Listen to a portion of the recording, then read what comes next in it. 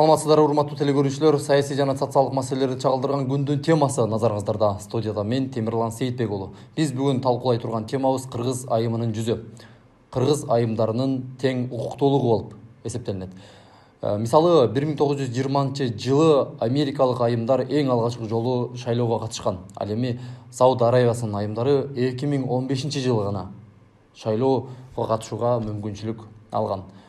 Бул экөө эки башка система деп дагы айтсак болот. Деги эле бизде буга чейин кыргыздын өзүнүн салт санасы, куралуулугу, улутчулдугу жана башка ушул сыяктуу жагдайлар бар. Ал эми ошол эле учурда демократиялык, баягы эркин өсөм, эркин дем алам деген дагы кыймылдар жок эмес. Кыргыз айымы бүгүнкү күндө кандай болушу керек? Кандай болгондо туура болот? Деги эле кыргыз айымдарына тийиштүү ар кыл суроолорго студиябызга келген коноктор менен кошо жооп алып бергенге аракет кылабыз. Студиябыздын коногу Нурзада Садырбаева, гендердик эксперт, социолог, саламатсызбы? Замира Мамбетова айым, кыргыз айымдарга тийиштүү маселелерде активдүүлүгүн катышы көрсөтүп, жарандык активист болуп эсептелинет. Саламатсыздарбы? Студиябызга келгениңиздерге рахмат айымдар. Эң эле алгачкы суроо тараптарга кыргыз айымы кандай болуш керек? Кимибиз баштай берели. Саламатсыздарбы? Бүгүнкү бул көтөрүлүп аткан жана сиздер алып чыккан тема бул көйгөйлүү тема чындыгында элечи. Бүгүнкү күндө биздин кыргыз айымдын жүзү кандай болуш керек жана коомчулуктагы орду, гендердик тартиби кандай болуш керек деген суроону да койсок болот да. Себеби бүгүнкү күндө биздин мындайча айтканда кыргыз айымдарыбыз мында биз боштондук алышыбыз керек, эркиндикке жетишибиз керек, баардык тең укуктуулукка жетишибиз керек деп эле чектен чыккан учурлар көп болуп атат. Бирок алардын баардыгын так айтып келсе, кемчилик эмнеде десек, ал болсо бул мыйзамга такалып атат да. Себеби бизде мыйзамдын иштебегендигинен болуп атат. Мисалы үчүн гендердик тең укуктуулук бизде жок дешип атат. Эмне үчүн бизде жок? Кыргыз мамлекетинде гендердик тең укуктуулук бар. Кааласак мына биз эфирде отуруп атабыз. Кааласак биз каалаган эркин сөзүбүздү эркин сүйлөп атабыз. Мындан артык кандай укуктуулук керек? Үй бүлөдө биз өз эркибизди билдирип каалагандай кийинип атабыз. Үй бүлөбүз менен чогуу бир столдо отуруп тамак ичип атабыз. Себеби ушуга чейин биздин мусулманчылык боюнча мусулмандык улутубуздун кыргыз айымдарыбы, кыз келиндериби чогуу столдо отуруп же болбосо өздөрүнүн эркин пикирлерин билдиришчү эмес. Азыр могу гендердик тең укуктуулук боюнча кийинки суроодо өтөбүз. Кыргыз айымынын жүзү кандай болуш керек сиздин оюңуз кыскача? Кыргыз айымдын жүзү бүгүнкү күндө жанагы бекеринен айтылбайт да. Эне бул бейиш таманакысында депчи. Эмне үчүн ал айтылган? Эне назик болуш керек. Кыргыз айымдын жүзү назик жана баардына үлгүлүү боло тургандай болуш керек. Бүгүнкү күндө кайсы аял заты бүгүнкү күндө барктуу? Энелик мээримин төккөн айымдардын баардыгы барктуу. Себеби дүйнө жүзүндө жарка бул бала алып келип атат, адамды жаратып атат. Жана ошол эле учурда ал болсо бул жашоого жаңы дүйнөнү жаратып атат. Ошонусу менен ал барктуу, наздуу. Ар бир бүгүнкү күндө кыргыз айымдын жүзү жарык болуш үчүн имандуулугу менен, анын энелик мээримдеги жылуулугу менен ордун ээлеп атат. Мырзабай, сизден ушул эле суроо. Кандай элестетесиз? Мен бул суроолорго өзүнчө көпчүлүк убакта критикалык ой жүгүртүү менен карайм. Мисалы, эмне үчүн биз кыргыз айымдын мындай образын сүйлөйбүз да, кыргыз эркектеринин образын сүйлөбөйбүз. Биз бир гана айымдарга, аялдарга көпчүлүк убакта кандайдыр бир мындай стереотиптик ролдорду мындай теңеп коебуз да. Эмне үчүн мисалы мындай болуш керек, андай болуш керек деген мындай ойду айткандан кийин биз кандайдыр бир аялдардын коомдогу ордун мындай ченеп коебуз да. Эмне үчүн ал бир гана эне болуш керек, эмне үчүн ал бир гана үйүндүн кожойкеси болуш керек деген. Мисалы, татынакай кыздарыбыз спортчу болуп жүрөт, алар кыргыз мындай айымдын образына тең келбейби же кандай? Ушундай биз теңеген чектеген сайын Биз Мисалы көбүнчө бир 3 мисал келтирсеңиз, чектөө кайсы тараптарда кандай болуп жатат мисалы? биз ошол ролдору ушундай болуш керек дегенде биз уже чектеп атабыз. Чектеп атабыз. Эркиндик деген бул эми каалаганын кылган эмес, бул сен кааласаң спортчу болосуң, кааласаң ашпазчу болосуң, кааласаң улуу илимде иштеген бир киши болосуң деген андай кеңири, кенен ойлуу болушубуз керек да. Ошого биз кыргызстандык аялдардын ролун мындай чектеп баштаганда, бул кээ бир аялдар ошол кыргызстандык аялдардын образына туура келбейт деген аларды кандайдыр бир дискриминацияга алып келебиз да. Ошого болушунча кандай болсо деле колдош керек, кандай болсо деле көмөк көрсөтүш керек. Идеалдуу образга көпчүлүк киши туура келбейт. Эч ким идеалдуу эмес. Ар бирибиздин кандайдыр бир андай терс жактарыбыз болот. Замира айым, жогоруда сиз айтып өттүңүз да, мисалы аша чыгып кеткен учурлар болуп атат. Мисалы кайсы учурлар деп ойлойсуз? Аша чыгып кеткен учурларда мисал үчүн жана 8 март күндөрүндө гей-паракчылардын мен төрөгүм келбейт, турмушка чыккым келбейт деген сөздөрү бул аша чапкандык эмне? Мен каалагандай болуп, менин денем өзүмнүкү дегендер кантип түшүнсөк болот? Денеси өзүнүкү экенин билебиз, бирок улуулук, сулуулук, аялдык зат жана анын үстүндөгү сый урмат деген кайда кетип атат да? Бул асмандан эле түшүп пайда болгон жок да. Ал жагына эч ким көңүл бурулбай жатат да. Бул чектен чыккандык эмне? Мисалы үчүн биздин кыргыз улутунда өзүбүздүн менталитетибизде улуттук баалуулуктар бар. Ал улуттук баалуулуктар эки типке бөлүнөт. Бул ички дүйнөбүз жана заттык дүйнө болуп. Ички дүйнө ошо адамдын ички тарбия алганы, адеп ахлагы, сүйлөгөн сөзү, баскан турганы болуп саналат да. Аял зат эмнеси менен улуу жана сулуу. Ал эне болгону менен улуу жана сулуу. Эмнеси менен ал сый урматта жүрөт. Ал ошо аял заттык сапатты бийик койгондук үчүн бийик ордун билип жүрөт да, сый урматта жүрөт. Анан кийин бул жерде кызым айтып атат, немеге чектеп коет деп. Эми чектеп койсо, ал жерде чектеп аткан жок. Ошол аял заты сен энесиң, ден соолугуңа зыян келбесин деп ошону аяп жатат. Ага чектөө деп ойлобош керек. Аяп жатат аны. Ден соолук келечекте сен энесиң.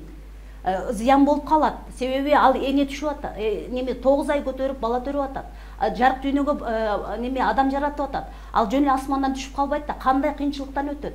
Ошонун баардыгын өткөндөн кийин ден соолугунан айрылып калбасын деп, анын ден соолугун ойлоп атат. Аны чектөө деп түшүнбөш керек да. Чектөө деп кандай деп түшүнсөк болот? Мисалы үчүн баардык столдо отурганда аялдар кирбейт. Мына айрым бир диний көрүнүштөрдө ушундай жат көрүнүштөр учуруп атат. Аялдар киргенге болбойт. Аялдар сүйлөгөнгө болбойт. Силер өзүңөрчө отурушуңар керек дегенде, мына ошол жерлер чектөө. Айымдардын чечими маанилүү эмес деген сыяктуу. Ооба, ошондо берде айымдар сүйлөйт, берде мырзалар гана сүйлөш керек деген чектөө коюп коюшат да. Мына ошол жерде сүйлөсө болот. Ал диний көз караш менен сүйлөсө болот да. Кыргыз мамлекетине Кыргызстан аялдары бүгүнкү күндө тең укуктуу жана гендердик тараптан баардык жагынан тең укуктуу. Кааласа депутат болот, кааласа сүйлөйт, кааласа басат, кааласа иштейт, кааласа үйүндө отурат. Именно сен үйдө отурасың, эч жака чыкпайсың дегенден алыспыз. Жок, мен иштеймиз, иштей берсин, аны ким кой деп атат. Мына бүгүнкү күндө аялдардын көпчүлүгү иштеп жатпайбы? Ким иштебей үйдө отуруп кыйнап атат? Эми арасында болуп атат. Эми баардык 100% дегенден алыспыз. Арасында бар. Жана зордук зомбулдуктар болуп кетип атат. Аялдар запкы жеген учурлар болуп атат. Алар болуп атат. Эми 5 кол бирдей эмес да. Анын баардыгын тарбиялаш үчүн ал коомдун азыркы заманбап талаптарына ылайык алардын психологиясынын өзгөргөнүнө байланыштуу болуп атпайбы? Түшүндүм. Мырзадайым, ушу Кыргызстанда гендер тең укуктуулук бар экендиги боюнча жана да анын деңгээли бийик экендиги боюнча оюңуз кандай? Жогоруда Замира айым да айтып өттү, баардыгы бирдей, тең. Каалаган жумушуна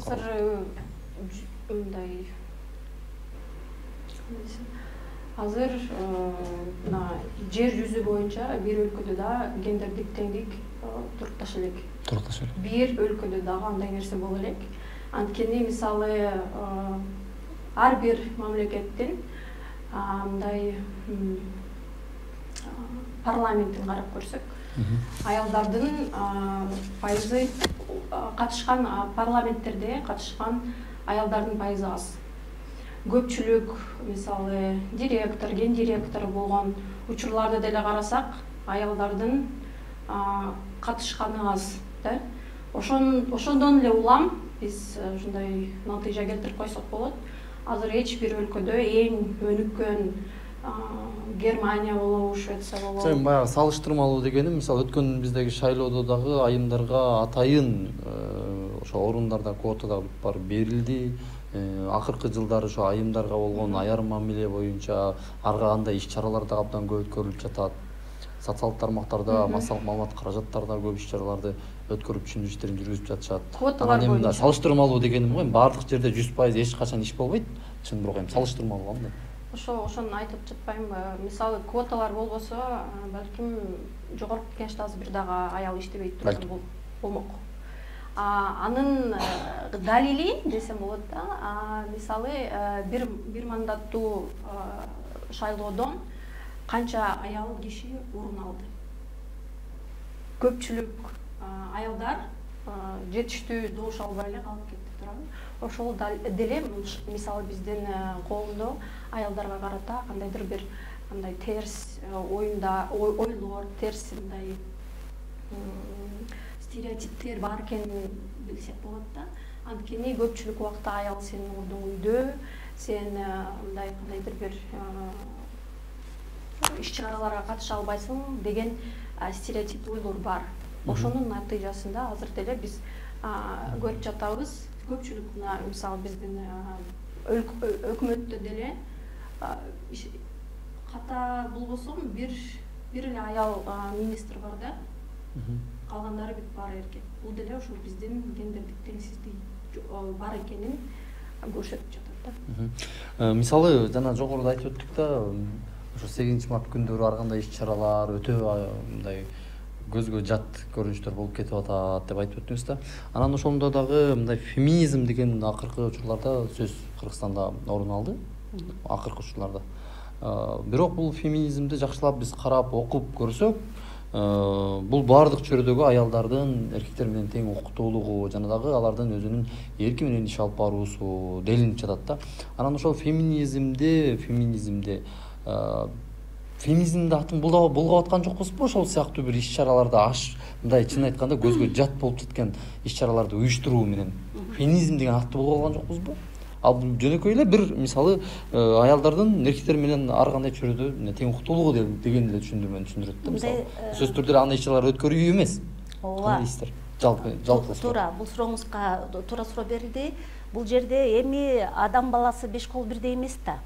Жанагы ошо көгүчтөр дагы, беркилер дагы алар орукчан адамдар. Сөзүн ачыгында бул жаратылышта эми орукчан адамдар. Аны жарыя кылуунун кереги жок. Сифилистерди жарыя кылбагандай эле нерсе да. Бул биздин улуттук менталитетке жат көрүнүш. Аны бул илгерки мурда Манас атабыздын убагында 9-кылымдарда деле андайлар болуп келген. Бирок эч ким жарыялаган эмес. Жарыя кылып аны даңазалап элдин баардык билсин деп элдин психологиясын бузган бул алардын укугун тебелегенге барабар. Тикелей. Андан тышкары ошол эле жерде жанагы феминизм деп атат, жана гей-парачылар баардыгы чыгып атат. Ошол эле учурда биз каалаганыбызды жазайбыз. Биз мына эркек менен эркек биз үйлөнөбүз деген учурларда мен факт түрүндө болгон окуяны айтып берейин да. 5-6 жыл мурда бир журналист кызыбыз, силердин коллегаңар, атайын ошо феминисттердин үйлөнүү тоюна барган. Атайын кызык болду. Булар чындап үйлөнүп атабы, чындап оору адамдар эмне болду деген бизде Бишкекте Жибек жолу көчөсүндө бар. Ошол жерге барган учурда алардын башында турган кимдер жана адан кийинки артында алардын максаты эмне экенин билгенбиз да. Биз изилдеп чыкканбыз аны. Изилдегенде алар болсо жоңгода элдин арасында биздин улуттук менталитетти бузуу менен эле үйлөнүшөт дагы, Америкадан акча каржыласын алып, аяка барганда квартира берилет экен, акчасы бөлүнүп берилет экен, ошол ойдон эле калышат экен да. Ошондой болуп эле калат дагы, биздин улуттук менталитетти бузуу гана болуп эмнетип атат, психологиясы. Сизге күлкү болсо, бул коомчулуктун трагедиясы, кызым. Союңуз кандай? Күлүп калдыңыз, балким бир сизге өтө бир кийин кайра ошону аныктагандан кийин ал кызыбызды сабап кетип атат. Сабап бутусунун больницада жаткан, 4-көр больницада жаткан. эми көпчүлүк эле мындай апыртма эле нерселер болуп айтылып калды окшойт экен да. Анткени мисалы мен жөнөкөй эле истемчил адаммын. Мен эч ким эч жерден каржылабайт. Жок, бул жерде сизбен сөз Жок, болгон эми жок. айтып атам да. Бул 5 жыл өзүңүз калбаңыз. 5 жыл мурдагы сөздү. Мисалы да. Башка окуяны айтып атпайбы? Тиешеңиз бар 5 болот жыл да. мурун, тем более мен вообще бул башка эле средада иштеп жүргөнмүн. Бирок бул мындай ой мындай идеялар мага ушул декретте отурганда келген, мисалычы. Эмнеге мен декретте бала багып, кыйналып, мындай коомдон чыгып, жумуш жасай албай отуруп калам.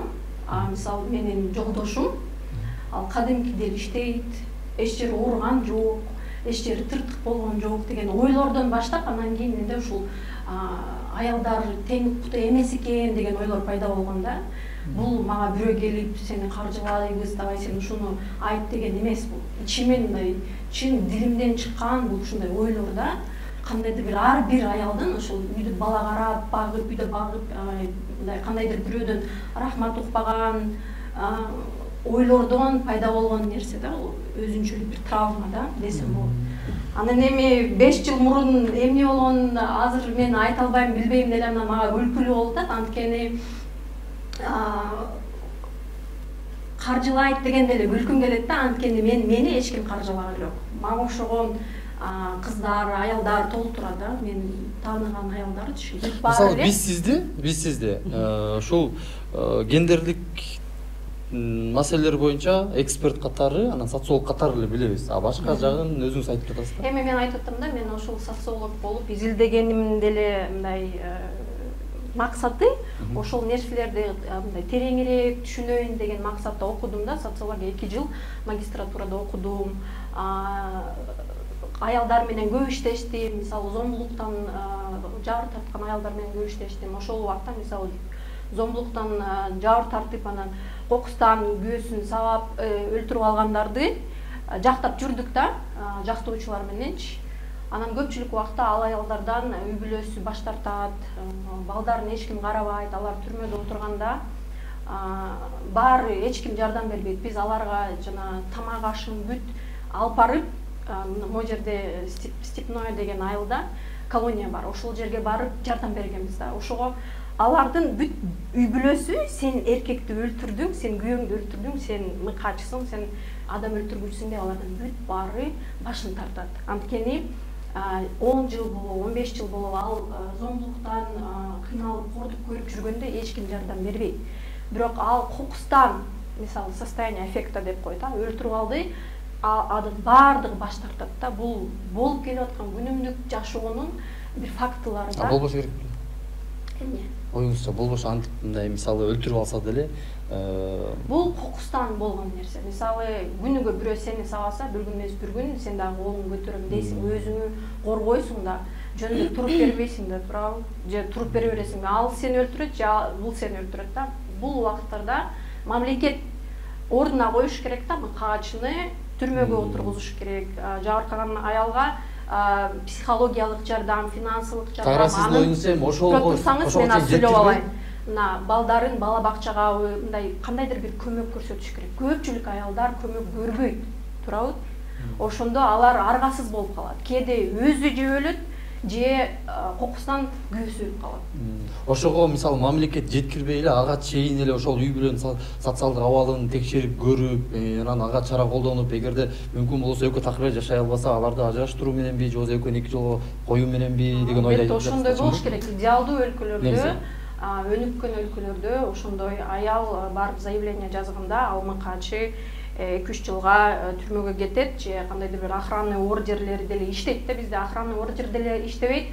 Анан көпчүлүк убакта милиция кызматкерлери эртең эле барып жарашып аласыңар, эмне келдиң дейт дагы. Мен өзүм ошондой аялдар менен иштедим, бетме бет иштедим. Алардын мындай бүткүл кандай болгон ситуациясын бүткүл билип, сотторго дагы барып ушундай иштештик да. Ошого аябай эле өкүнүчтүү. Көпчүлүк убакта мен боорум ачыйт да ушундай аялдаргачы, анткени мамлекет жактан, коом жактан эч кандай жардам жок. Ата-энеси деле сенин ишиң, сенин проблемаң деп коет дагы, эч кандай колдоо көрсөтпөйт. Кел биз менен жаша, алдан кет. сени бир күн өлтүрүп коет деген көпчүлүк убакыт эле иш болбойт да. Жалпылык суроо. Мисалы баягы билеги күчтүү бирди жыгат, билими күчтүү менди жыгат дейт эмеспи? Айымбы, эркекпи, баарыбыз билимдүү болсо сөзсүз түрдө кайсыл учурда, кайсыл дүйнөнүн кайсыл тарабында болсо дагы сөзсүз түрдө өзүнүн жанын багып кеткенге мүмкүнчүлүктүү болот да. Балким бул билимдин жетишсиздиги болуп жүрөсүң. Бул жерде Айым болобу, эркек болобу айырмасы жок. Айым болобу, эркек болобу туура айтып атасыз. Бул жерде билимдин жетишсиздиги жана мыйзамды билбегендиги. Себеби кээ бирлөр билимим бар дейт, 10-классты эптеп бүтөт, билим деңгээли бизде кандай экенин билесиздер. А бирок мыйзамды жакшы билбегендер бар. Азыркы эле биздин жогорку жакта отургандардын көбү мыйзамды жакшы билишпейт. Мына кызым айтып аткандай, жанагы мамлекет тарабынан жанагы жабыркаган аялдарга эч ким жардам бербейт, алдын ала чара көрсө болмок дегенче бул ишине пикирине кошулам.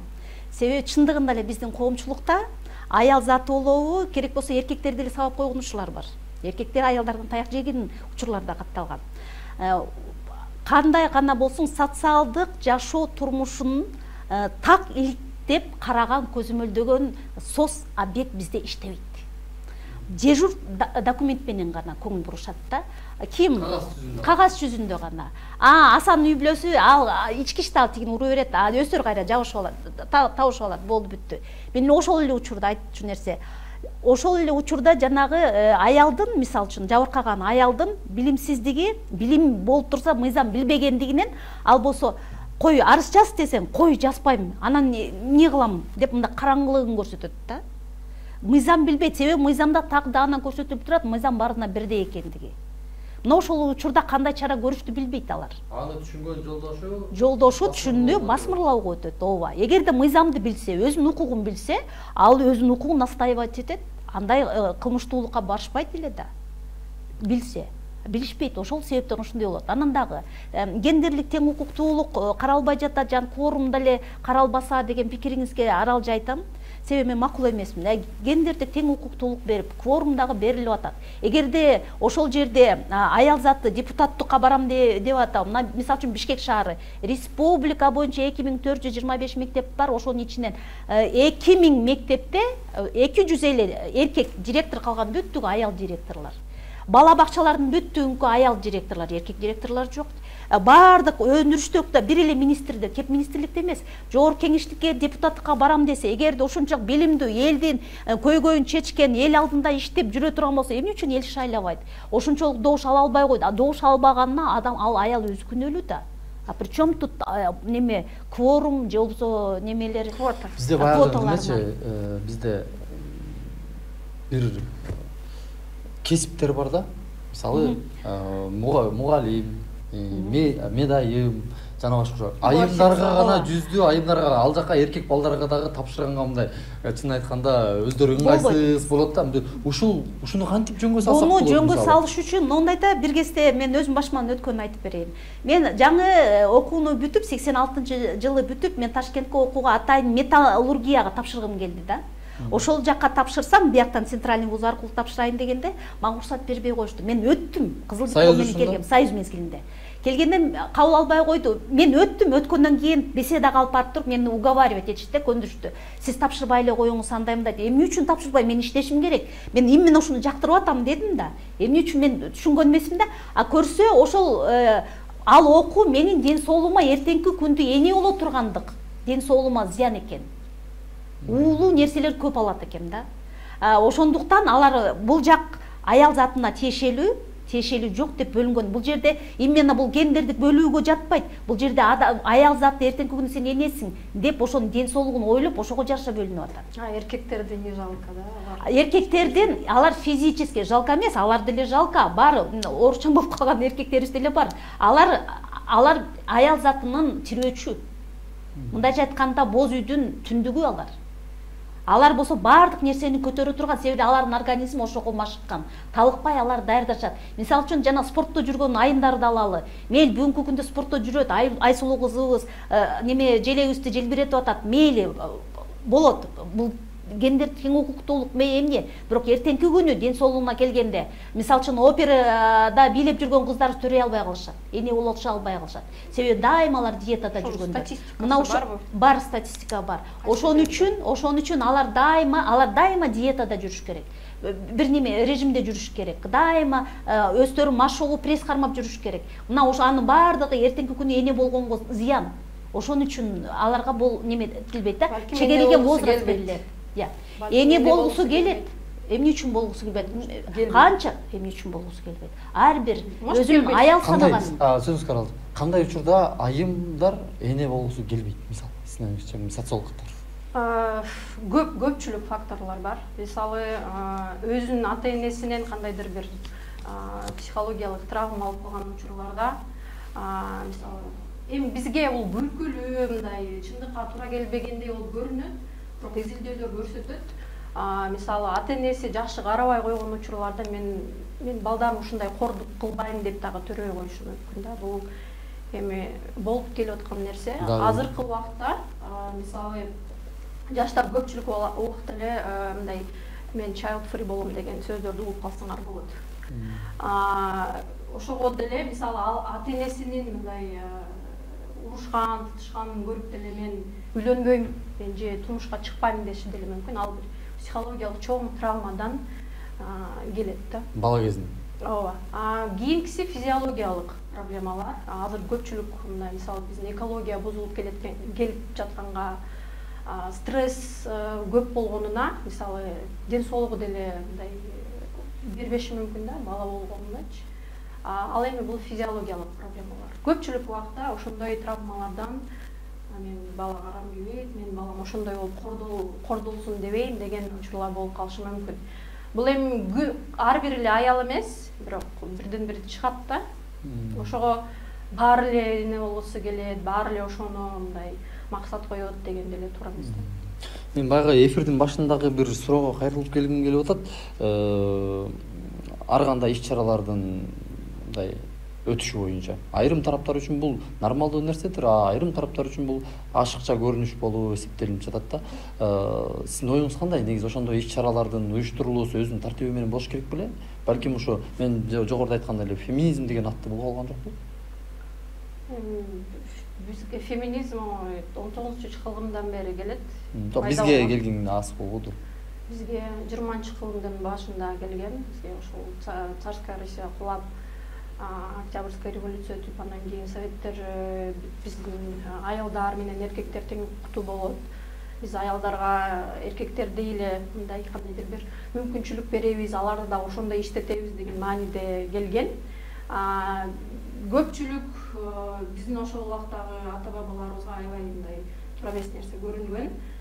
Чындыгында ал убакта аялдар көпчүлүк убакта бала карап, бала төрөп, үйүнө кызмат кылып, ушундай болуп жашагандагы аларга башкача нерсе болуп көрүнгөн да.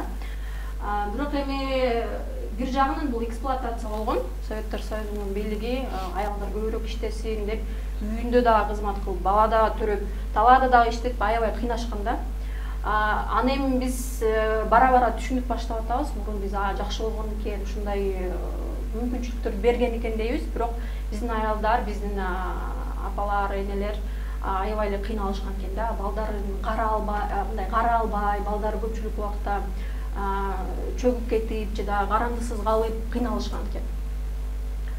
Эми ошол убакта мисалы бизге боштондук, кандайдыр бир боштондук идеяларын алып келгенде биз көпчүлүгү сүйүнгөн, көпчүлүгү кандайдыр бир нейтралдуу позицияны кармашкан. Ошондо эле башталганда 18-жылдары биринчи мусулман аялдардын пикети болгон. Биз аялдар биригип ушундай кандайдыр бир аялдар үчүн идеяларды козгойлуу дегенчи. Ошол убактан бизге кандайдыр бир кадимки нерседей болуп калганда, бул феминизм окшогон идеялар көтөрүлүп баштаган. Кийин мисалы Советтер Союзу бир аз мындай уже кулап баштаганда кайрадан жаңы доор десек болот, жаңы доор эгемендүүлүк келгенден баштап кайрадан биз адам укуктарына күрөшө баштаганбыз, аялдар өздөрүнчө кандайдыр бир уюмдарды түзө башташкан. Эми өз укуктарына мындай кандайдыр бир бүлөшкөн бул жаман нерсе эмес деп ойлойм да. Анткени ар бир адам өзү каалагандай жашаганга укугу бар да. Акыркы учурларда биздеги болуп жаткан иш-чаралар боюнча ичинде кошуп толтуруп кетсеңиз. Кандай иш-чаралар? Мисалы, кайсы күнү эмне идеясы? Бизде түрдүү күнүгө бизде 4, 5, 6 пикет болот.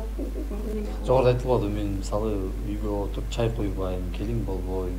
Эми ал бир кыз менен чай куйбайм десең, бүт баары феминисткалар чай куйбайм деген бул туура эмес идея да.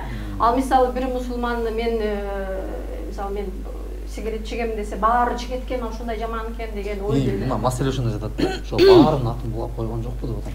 Эми биз ар ким эмне дегенин чектей албайбыз. Ар ким өзүнүн оюн айтат. Көпчүлүк ага ушундай жаман экен, бул ыкпас экен деп жаман сөздөрдү айтып, мындай кандайдыр бир шек келтирет. Бирок эми биз ар кимдин оюн чектеп, сен андай дебе, сен мындай дебе дей албайбыз. Ошо эркиндик ошол да. Кааласа айтат, каалабаса жок. Кааласа сында айт, кааласа сындабай айт, ошондой. Ушул жерде белгилей кетчү нерсе бар да. Мына эркиндик кааласа айтат, кааласа айтат, ооба кааласа айтат, кааласа өз билгенин жазайт да, бирок ошондой болсо да биз улуттук баалуулукту, ыймандуулукту бийик коюшубуз керек да. Ошону уюштуруучулар дагы жана бийлик башында отурганда бир гана уюштуруучулар эмес, ошого уруксат берген адамдар дагы, бийлик башында отургандар дагы ошонун баарын чегерип туруп, мейли мероприятие ар ким өзүнүн эрки, бирок ошол учурда улуттук баалуулукту бийик коюп өткөрүш керек да. Шектен чыкпай тургандай. Дегенде сиз эмнени элестетесиз? Улуттук баалуулук болгондо мен сизде башында эле айткам. Ички руханий дүйнөңдүн кайсы жерде жазылыптыр? Ал кыргызсыңбы? Кыргыз болгондо кайсы жерде жазылыптыр? Мисалы, кандайча? Билбегендер окуп алсын. Мисалы, конституцияда жазылдыбы, кандайдыр бир закондо жазылды. Мына мен ошону айтып атам. Ошон үчүн биз кыргыз болуп жаралганбыз. Биз улуттук баалуулукту бийик коебуз. Биздин ички улуттун ички дүйнөдөгү улууну урматтай турган, кичүүнү ызаттай турган, жана сырткы ар нерсени өзүнүн орду менен сүйлөй турган нерсени сүйлөп, же кайнатаң көзүнчө, же атаң көзүнчө жылаңаштап мен өзүм билем деп басып жүрбөйбүз да. Мисалы үчүн мурда биздин улуттун баалуулугу эмнеде? Келин дагы, кыз дагы кир жууганда дагы кирди өзүнүн орду менен жуучу. Эң биринчи кайнатасыныкын же атасыныкы жайлат, энесиники катар менен ирети менен жайылган, анан кичинекей балапандардыкы жайылчу. Ошондо көчөдө өтүп бараткан аксакалдар же кошуна тегеректер, бул үйдүн келини ыймандуу келин турбайбы, же кызы ыймандуу турбайбы, жакшы тарбия берип аткан экен деп ушундай сөзү айтылчу. Азыркы учурда болсо жана машинага баардын бир салып коет дагы, кайнатасыныкы, кайнелисиники кимизге түшүнүксүз катарынан илинип калат, ич кийимиси да, носкиси бүт аралашып эле жатып калат. Бо тала болду да калды, бүттү. Ал эми улуттук баалуулукту бийик койсок, мисалы үчүн, кой атам отурат эле, мен атам көзүнчө мындай иш кылбайм. Мейли коомчулукка өз позицияңды, демократиялык көз карашыңды айт, бирок ошондой болсо да аркамда атам бар, энем бар. Кечеөнкү эле ошол жанагы гей-парадка чыккан, феминизм боюнча чыккан кыздардын бирөөсү айтып атат, ал өзү менен гей-парад эки түрдүү нерсе. Жок, ошол чыккандар жөнүндө айтып атам да, мен силерди айтып аткан жок, мен силерди көргөн эмесмин. Мен ошондо чыккан кыздар жөнүндө айтып атам. Ошондо ал айтып атат, жанагы бирөөсү туруп атат, мен эрге тийбеймин дейт. Тийбей эле кой, аны реклама кылбай эле кой. Тийбей эле кой, эрге тийбей жүргөн канча кыздарыбыз бар.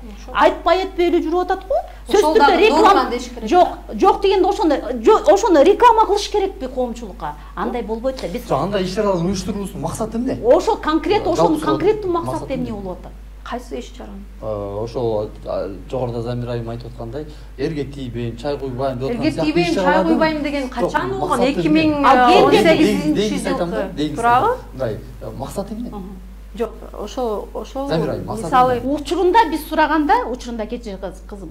Учурунда биз сураганда алар айтат, гендердик тең укуктуулукту биз орнотобуз дейт да. Турса көтөрүп алып гендердик тең укуктуулукту орнотушабы? Турса көтөрүп чыгып. Жок, көтөрүп да чыккандар болбоду. Турсага жазуу жазышып чыгышпадыбы? Ошондойлор болбоду. Биз ошон үчүн айтып атабыз да. Жок, айтып атам го, ошол мисалы митинг уюштурганда бир гана мындай таанымал адамдарды чакырбайт да, анан кийин көпчүлүк убакта мисалы бизде мындай жалданма митингдер аябай көп да. Келесиң, акча бересиң, баары маска таккан, бир гана окшош бар митинг немесин кармап турат, лозунгтарынчы. Аялдар кыймылынын митингдери көпчүлүк убакта просто интернетке жазышат, келгиле деп. Ким кааласа келет. Ар бир аял, ар бир кыз өзүнүн ой пикирин айтат да. Анан кийин сен андай дебе, сен мындай де деген бул уже туура эмес болуп калат. Кааласа айтат, каалабаса айтпайт. Ошого бир аялдын мен чай куйбайм десе бүт баары аялдар феминисткалар чай куйбайт экен.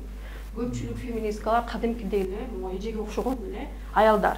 Үйүндө 4 баласы бар, кайнене кайнатасы бар, алар деле чыгат. Бул силер башкачасыңар, биз улутчулбуз, биз националистпиз, биз патриотпуз, силер чалдана, батыштан каржыланган адамдар деген бул туура эмес да. Биз кадимки ошол коомдо жашаган аялдарбыз. Просто биз ошол нерселерди мына болуп жаткан, акыйкатсыздыкты, тең укуктуулук болбой жатканын сезген адамдар чыгат да. Көпчүлүк аялдар билип туруп деле биз кадимкидей эле эркектердей эле укуктарыбыз бар, кадимкидей эле жашап атабыз деп сүйлөгөндөр деле бар. Бирок аларды биз жамандабайбыз. Силер сезбей атасыңар, силер эмне көзүңөрдү ачпайсыңар дебейбиз.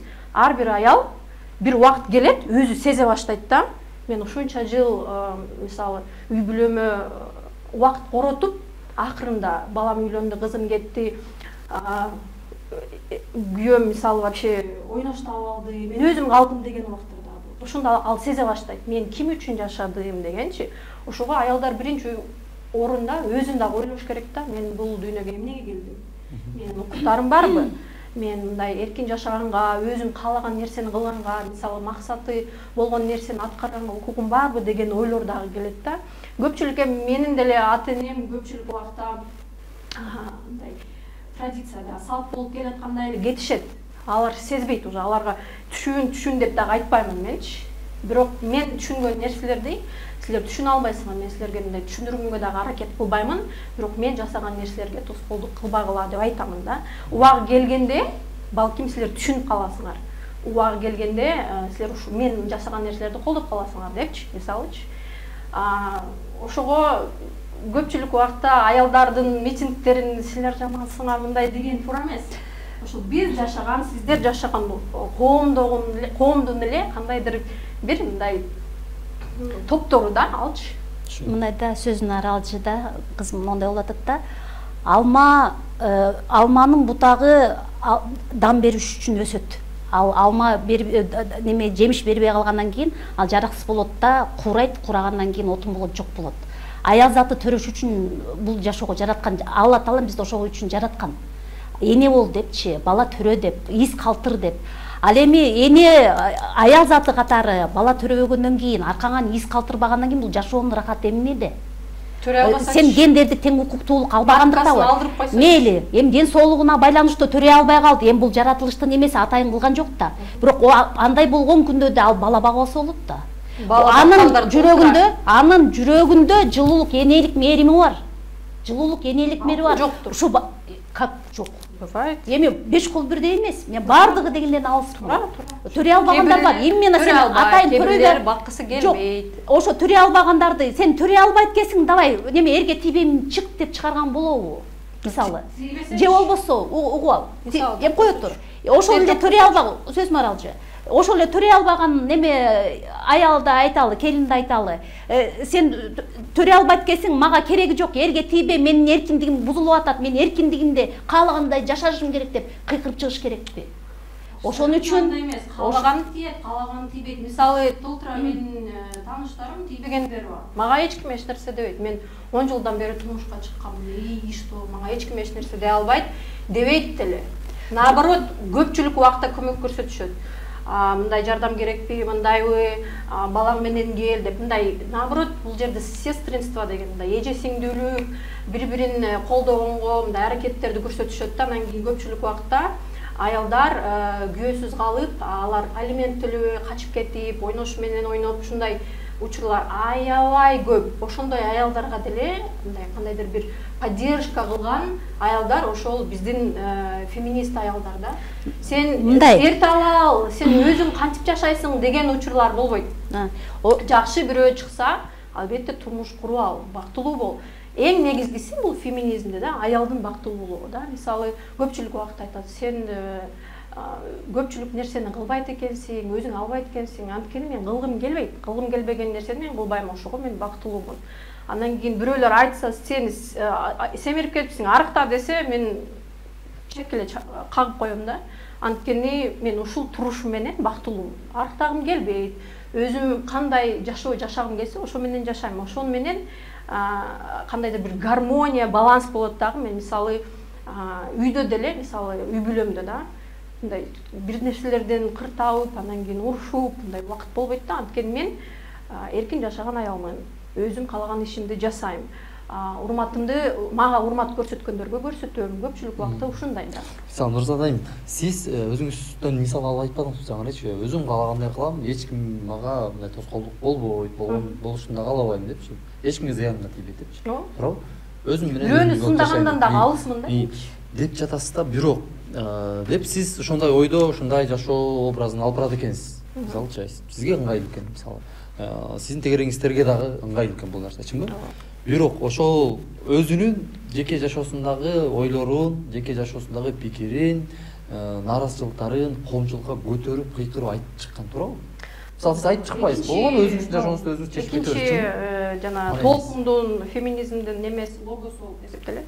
Личное, политическое. Мисалы, личный болуп жаткан нерсе, жеке жашоомдо болуп жаткан нерсе бул политикага, саясатка жакын да. Анткени мисалы көпчүлүк убакта аялдар мен үйүмдө кор көрүп атам, мен жолдошум уруп атат, салып атат, бирок эч кимге айтпашым керек. Анткени бул менин гана жеке жашоом дегендер акырында уртокмокко кабыл алынып, же кокустуктан күйөөсүн өлтүрүп, ушундай жаман ситуациялар болот да. Ошого убагында мен ушундай кордук көрүп атам десе, жана коомчулуктагы ушундай учурлар бар экен, ушундай учурлар көп экен, ушул учурларга көңүл буралы, бийликке жеткирели, жана ички иштер министрлиги иштесин деген кандайдыр бир мындай иштер жүргүзүлө баштайт да. Бул жаман нерсе эмес. Албетте жана даратканага барганыңдагы ачыктабайсың.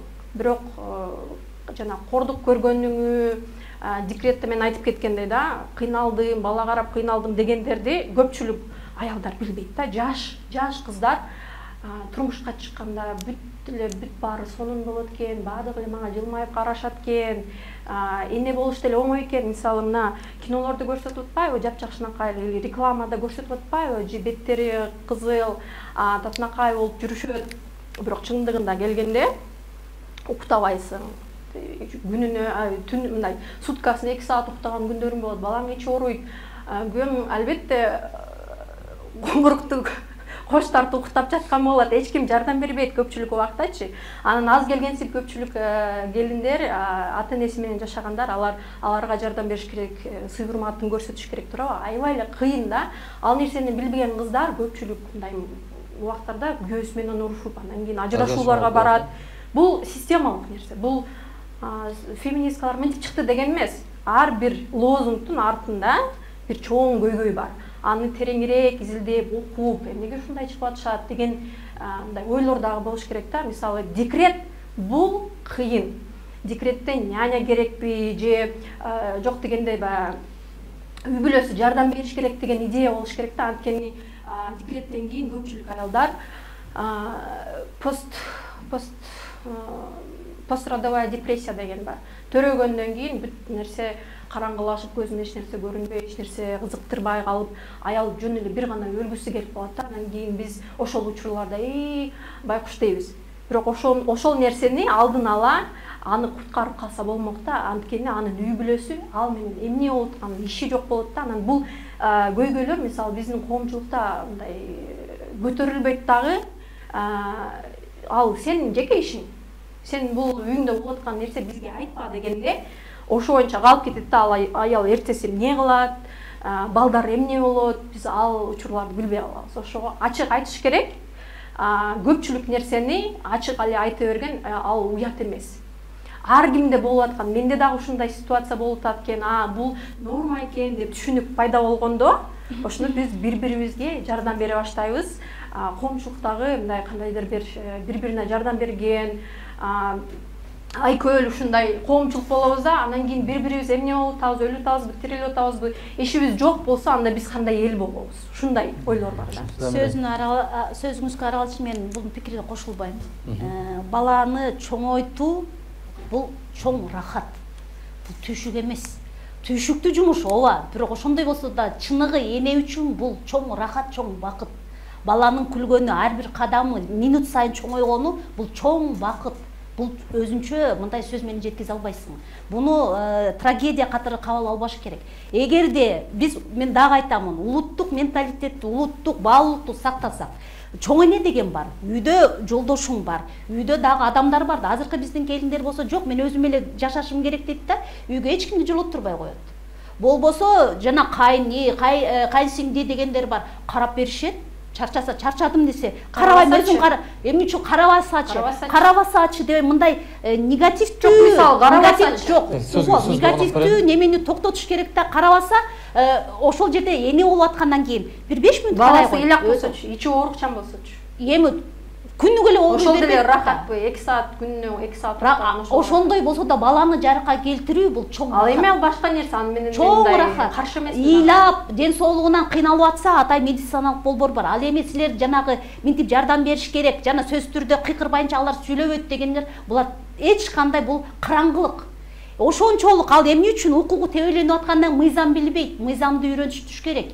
Аны көчөгө кыйкыртып чыгартпастан, ага сен укугуң мындай деп, укугуң гана үйрөткүлө. Сөзсүз түрдө ошол кыйкырып чыкканда эле башкалар айтып калды деп ойлоп атсыңарбы? Мисалы үчүн кээ бирлер ошол айткандардын учурунда эле айтып чыгат дагы, андан кийин кайра эле нары барып кысылып туруп, кайра эле барып элдеше болуп атпайбы? Ошондуктан анын башка улуулукту, улуттун улуулугун бийик коюшубуз керек да, сый урматты бийик коюшубуз керек. Ал жерде сени бул уруп койду, жолдошу сабап койду, укугуң тебелип атыр эмес, анын өзүнүн тартиби бар. Эгерде ошол ыймандуулукту жогору койсо, күйөө да кол көтөрбөйт, аял да ашыкча сүйлөбөйт, бала да бактылуу, жакшына үй бүлөдө чоңоёт. Анан кийин баары бир көтөрсө, анан баары бир үшүнсө деп болжолдоп туруп эле анан көчөгө кыйкырып чыга бериш керек. Мен эрге тийбейм, анан кийин мен неме эркек эле тием, эркек тием. Орток пикирге келели, баары мисалы сиздин деле айтып жатканыңыздын ар бир тараптын өзүнүн чындыгы бар деп коет, чынындачы.